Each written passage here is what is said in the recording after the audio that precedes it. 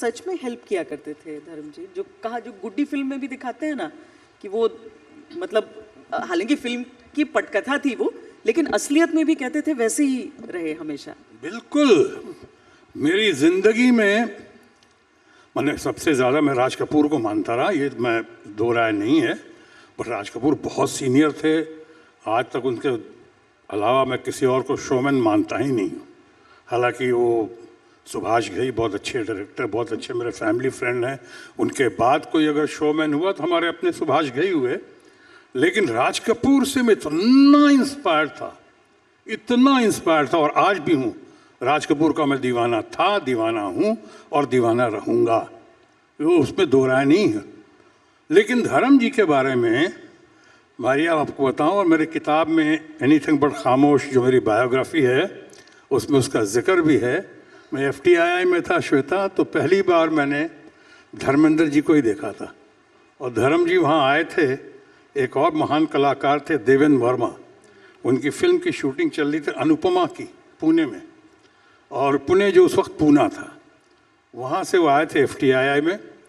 ऋषिकेश मुखर्जी जी ने भेजा था उनको, और आए तो मैं देख के गदगद हो गया, एकदम मंत्र मुग्ध हो गया कि धर्मेंद्र इतना खूबसूरत, गोरा चिट्टा, घने बाल उनके, और देख के, और मैंने कहा मैं बिहार का हूँ, पटना का हूँ, किसी तरह नज़दीक पहुँचो इनके और किसी तरह कुछ बात करो इनसे। अब बात करने की, आप लोग आज कहते हैं कि मैं कुछ थोड़ा बोल लेता हूँ या बातचीत में ठीक हूँ, उस वक्त कुछ आता ही नहीं था, कैसे बात करूँ, और ख़ास कर इतने बड़े सेलिब्रिटी से। तो मुझे आज तक याद है मैंने धर्म जी से क्या कहा। पहले तो उनको देखते ही मैंने कहा, जब नज़दीक पहुंच गया तो मैंने कहा कुछ बोलना चाहिए, कहा क्या बोलूं, तो मैंने कहा धर्म जी सर आप बालों में कौन सा तेल लगाते हैं? उन्होंने मुझको यूं देखा, उन्होंने कहा मैं बालों में तेल नहीं लगाता हूँ। हम कहा ले, कहानी ही ख़त्म हो गई, शुरू होने से पहले ही कहानी ख़त्म हो गई। अब मैं समझ में नहीं और क्या करूँ मैं।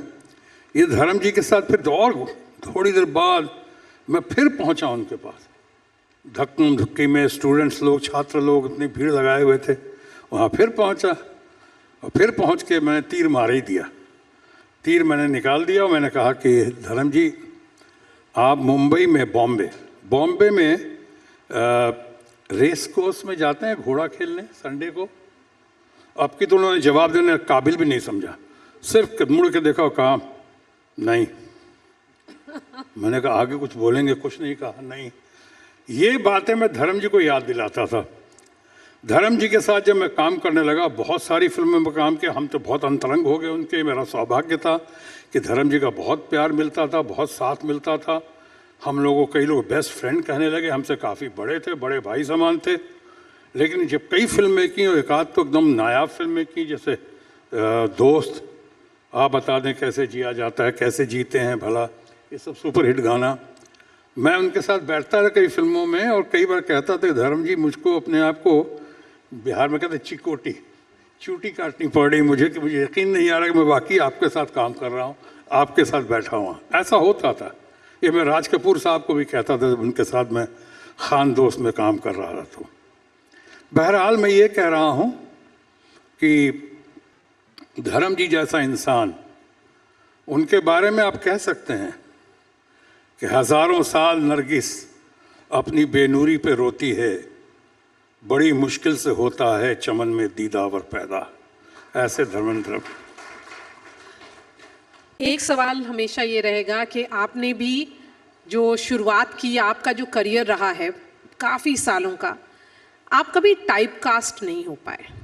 आप विलन से शुरुआत की आपने, उसके बाद हीरो बने। ऐसा क्या था कि मूंछों वाला एक्टर या मूंछों वाला हीरो जो देखा फिल्म इंडस्ट्री ने?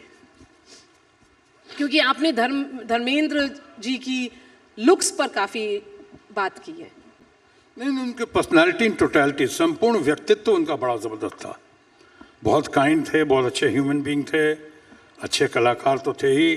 सही मायनों में अगर कहा जाए, ही मैन और ड्रीम मैन के अलावा अगर कुछ कहा जाए, तो मैं कह सकता हूँ कि धर्मेंद्र ही वो शख्सियत रहे जिनको हर आदमी, हर घर के, हर मिडिल क्लास के लिए उनके लिए दुआएं नहीं करता था, उनको याद करता था, उनसे आइडेंटिफाई करता था अपने आप को। धर्मेंद्र चाहे उनकी जो भी हरकतें हों, यानी जो लोग बातें करते थे, सुनी सुनाई खबरें आती थी उनके रोमांस की या उनकी और कुछ बातों की, लोग समझते थे, मानते थे कि चलो बढ़ा चढ़ा के पेश किया जा रहा है।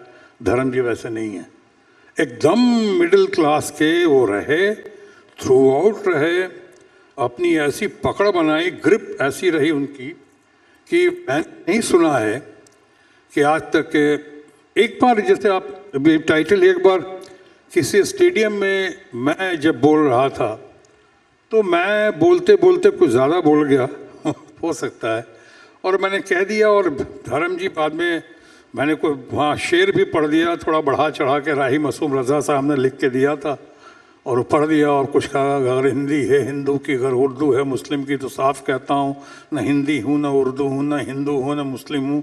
और मैंने इस पर ऐड कर दिया, कला है ज़िंदगी मेरी, कला का मैं पुजारी हूँ। यहाँ इसके बाद ऐड कर दिया मैंने, जो नहीं करना चाहिए था, कला है ज़िंदगी मेरी, कला का मैं पुजारी हूँ, तभी तो सब पे भारी हूँ। अब तभी तो सब पे भारी हूँ, एक नया लड़का, और वहाँ बोल रहा जहाँ धर्म जी वगैरह भी हों। धर्म जी मानते तो बहुत थे ब्रिबन स्टेडियम में। अब उसके बाद सब ने उनको लगाया कि साहब देखिए, आप हैं यहाँ पर एक कल का छोकरा, ये बिहारी, ये पटना से आया हुआ, ये कहता मैं सब पे भारी हूँ। हालांकि मैंने शेर में तुकबंदी कर दी थी वहाँ पे बुलाया, फिर मैं गए हॉराइजन होटल, वहाँ गए, बहुत गुस्सा, यानी मुझको इतना मानते थे वो कि मेरी जगह कोई और होता तो पिटाई हो गई होती। वो बार बार वो तेरी, और तू गाली भी नहीं दे पा रहे हैं, डांट भी नहीं पा रहे हैं ठीक से, मार भी नहीं, मार सकते नहीं थे, माने मार सकते थे, बड़े भाई थे, लेकिन उतना उनको ये आ रहा था